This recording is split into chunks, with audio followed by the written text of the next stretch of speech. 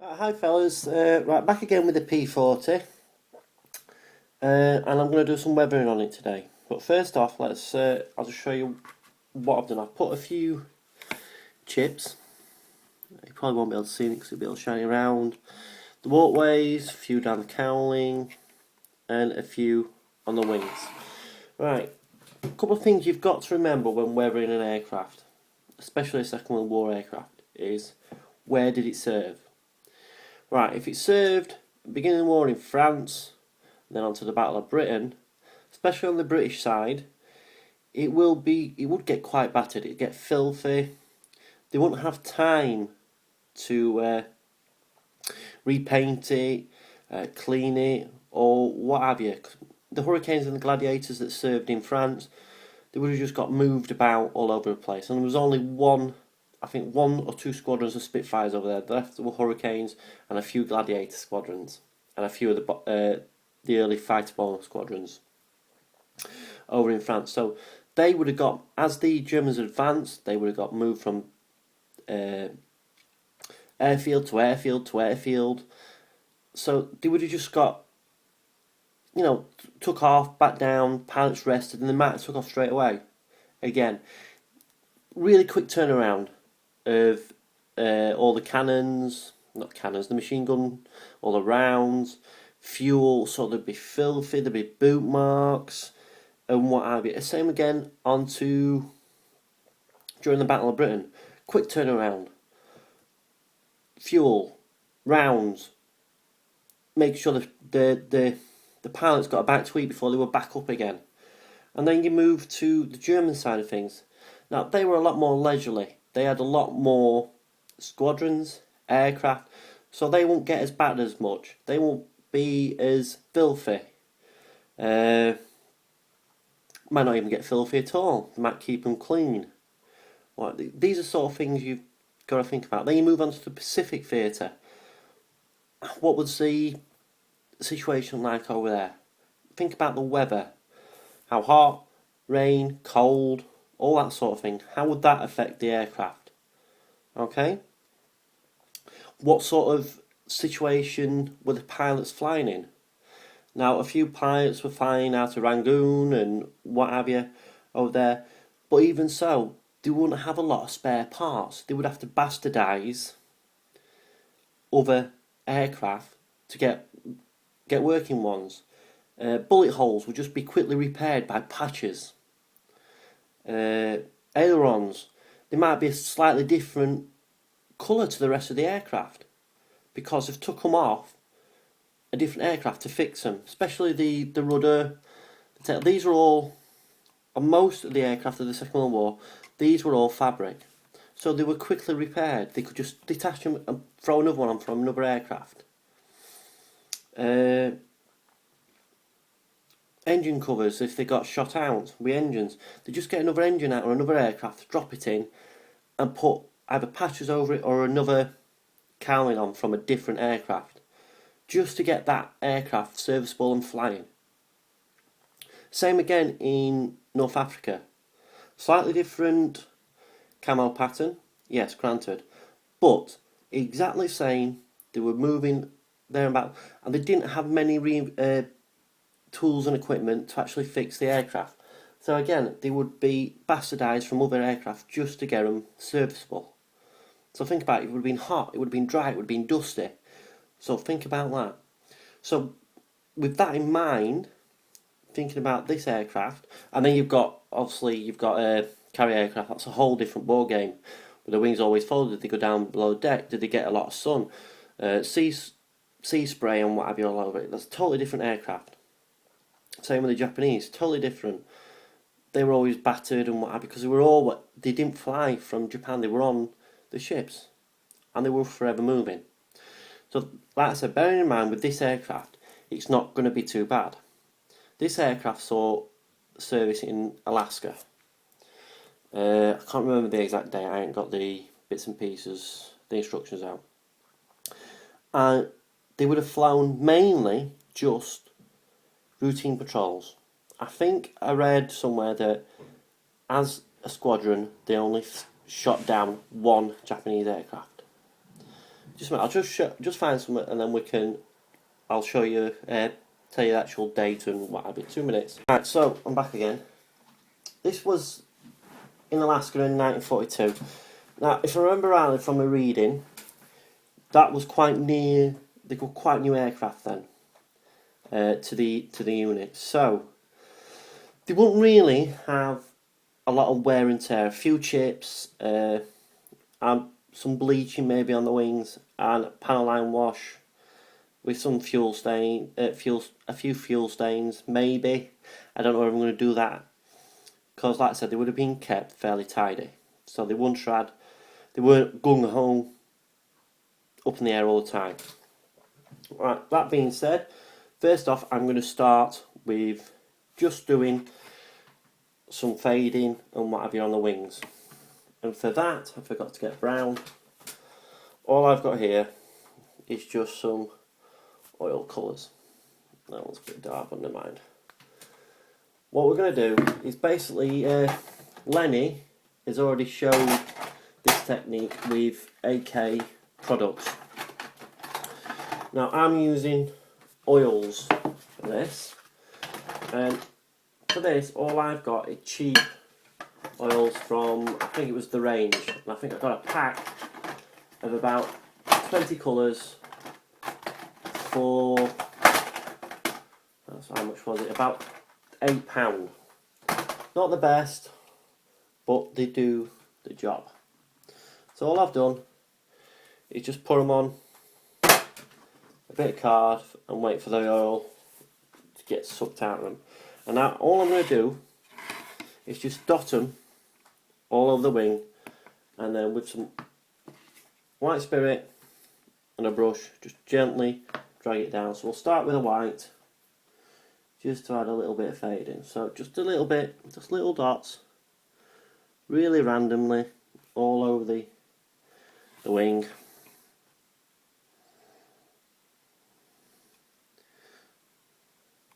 So reason I'm using oil instead of acrylics, because I use clear, Johnson's Clear, and that is acrylic base. If you have used a gloss coat that's enamel, i.e. Humbrol or whatever, use acrylic products.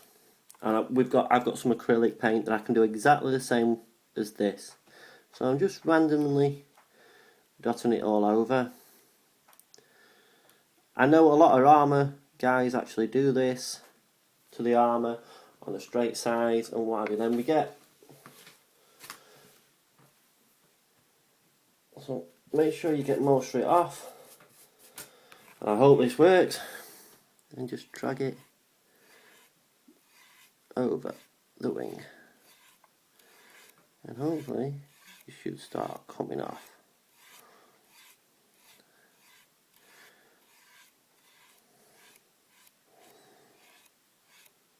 Now I have seen some people basically like that into it, so what I like to just streak it for a minute. We'll get more complicated or whatever later on. You also got to think of the stages you're going to do this in. Like I said, I put the chips on, put another clear coat on top of that so I don't damage my paint.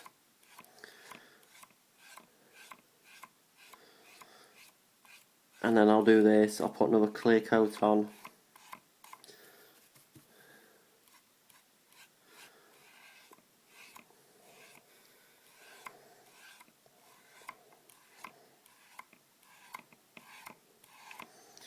So you've got to think this is just the surfaces that will be facing up to the sky. So there won't be any on the side, but there might be some on the top and on the cowling there.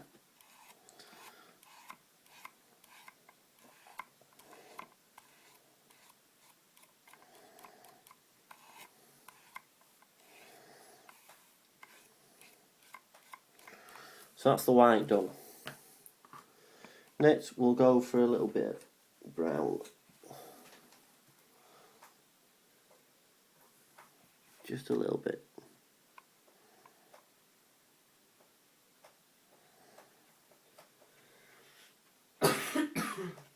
You can do this all at the same time, but I like to do it separately. Otherwise, you run the risk of getting just a multicoloured mess.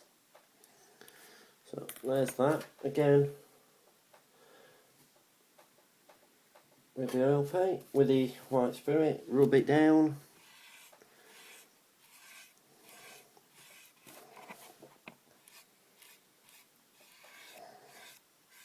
And you can take off as much or as little as you like.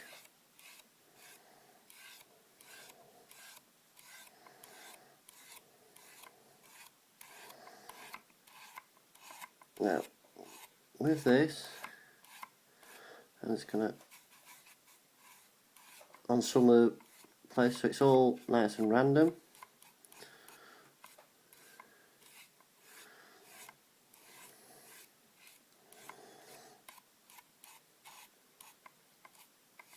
We'll let that dry and see how it looks, and we'll move on to the other wing.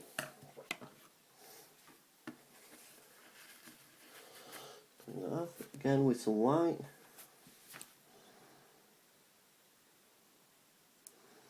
And this is a lot similar. Some people do filters, and what I've not had any experience with filters, so that's why I prefer to do it this way. I have more control. If I don't like it, I can take it all off there and then.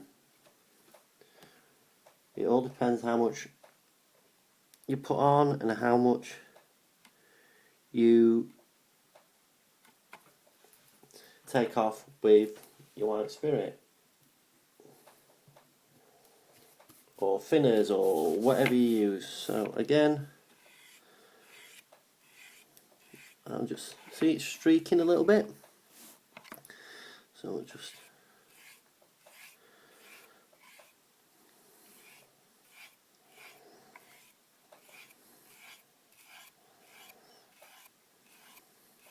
and then later we'll look at doing a panel line wash. And I think the colour wash I'm going to use is going to be a browny type colour, because obviously it's a brown aircraft. You've got to remember what colour your main aircraft is. If you do it black and it's not meant to be black, it'll end up being too dark and it won't look right. Okay, so we'll put a bit of brown on that now.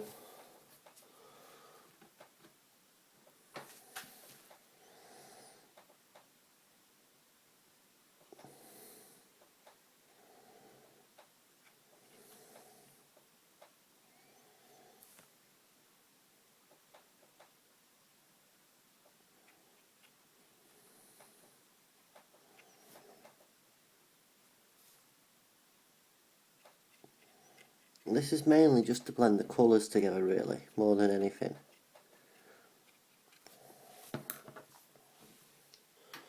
More white spirit. Get most of it off. And just, sorry, you're looking at my hand there. Just drag it over again, ever so lightly.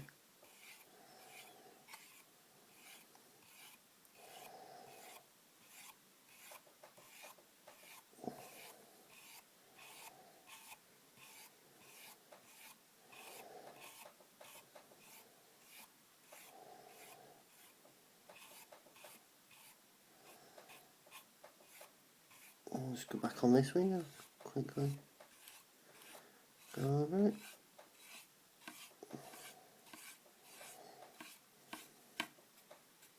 And you can go the other way just to add a bit of variety.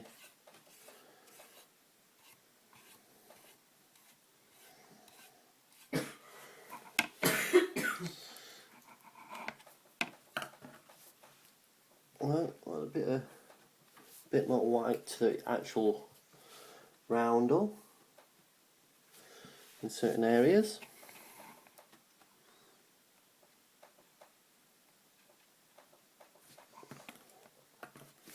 So again,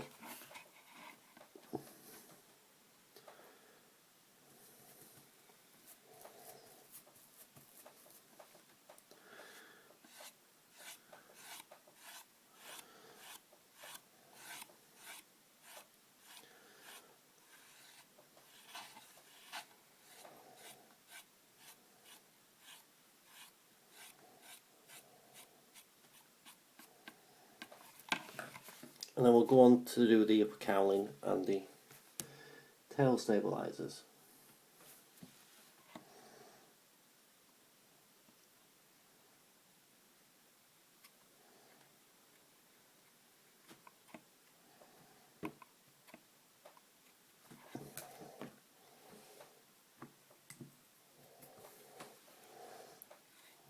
Just gently.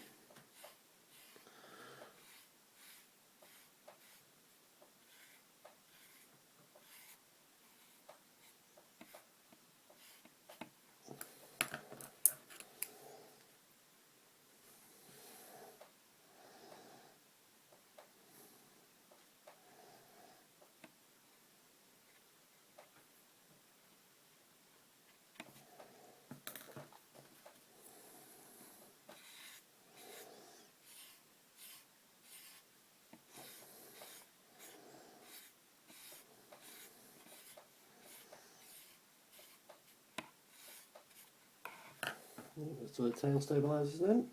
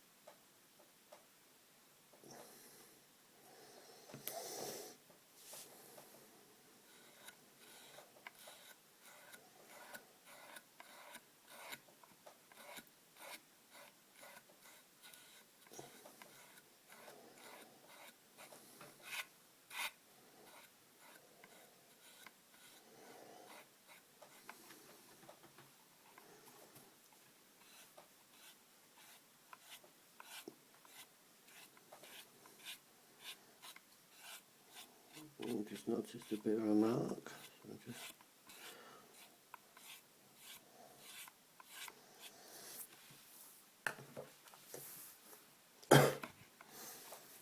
don't know if you can be able to see on that wing.